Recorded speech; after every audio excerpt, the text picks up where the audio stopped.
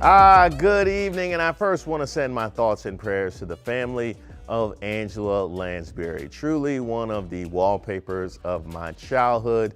She will be missed. I'm your host, Reese Waters. Welcome to Open Mic. We like to start the show with a few stories or a hot take on a story you're not likely to get anywhere else. You know I'm from gorgeous Prince George's, and now I spill the tea in DC. So you know these jokes come from a place of love at least 51% of the time.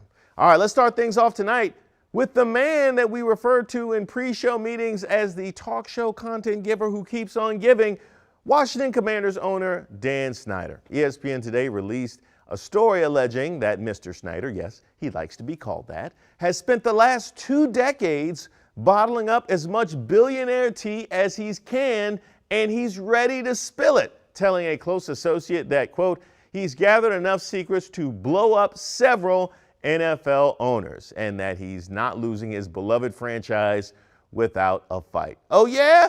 Well, where was all this fight when he was losing fans of the franchise? He's saying this, by the way, because the rumor around the league is that the other owners want him gone, and I can't imagine why. It's not like having a team owner sitting under multiple investigations and sitting over thousands of empty seats could be seen as bad for business or anything. Now, this is a bad look for the NFL.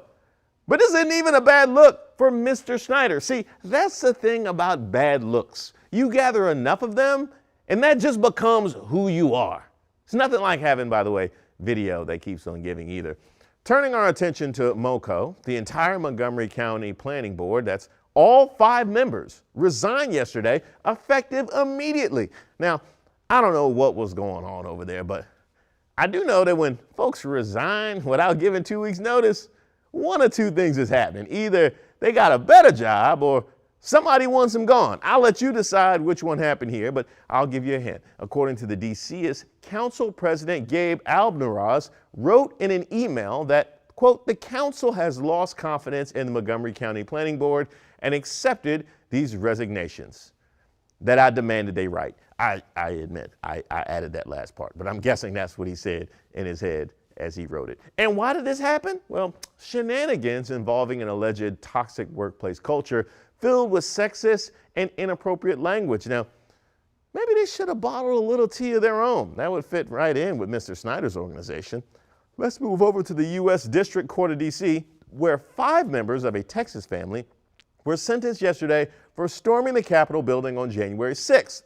The Munns, Thomas, Dawn, and 4 of their 8 children pled guilty to parading and demonstrating inside the Capitol building after climbing through a broken window and appearing on camera gallivanting around the halls of Congress. Now, I'm guessing they did all this after taking this picture for their family Christmas card. Yeah, there it is, out there looking like they were vacationing at Six Flags Insurgency.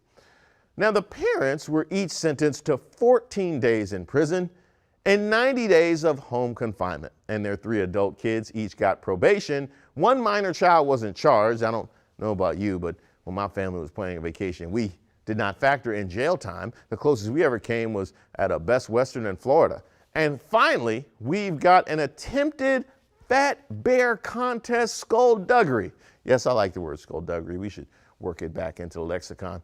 As I'm sure you guys already know, the people of Alaska hold an annual contest during Fat Bear Week, that time of year where bears eat as much as they can to get fat to hibernate. It feels like me on a Friday night. And they vote on who their favorite fat bear is, who at the end of which is crowned the winner of Fat Bear Week. Now, most years it's all in good fun, but this year voters attempted to cheat by flooding the polls with fake online ballots. Now, how bored do you have to be to create a fake online ballot for a fat bear contest? Now, I understand cheating in, I don't know, like a fishing contest because there's money involved, but fat bears? What are you in, for the bragging rights? Like, hey, yeah, you see that crown on 435 Holly's head? Yeah, I put that there. By the way, 435 Holly is the bear that suspiciously gained 6,000 votes in just a couple of hours, dethroning the returning champ 747. You know, 747, jumbo jet, get it? A recount returned the crown to its rightful furry head, but I think I got a challenger for 747 next year. How about we get him and Hank the Tank to go head to head in the fish-eating brawl for it all? Who doesn't want to see that? And also, by the way, since we're talking about voting online skullduggery, I'd be remiss if I didn't mention the greatest internet election of all time, the $287 million British polar research ship known as Bodie McBoatface. Kids, you're all right.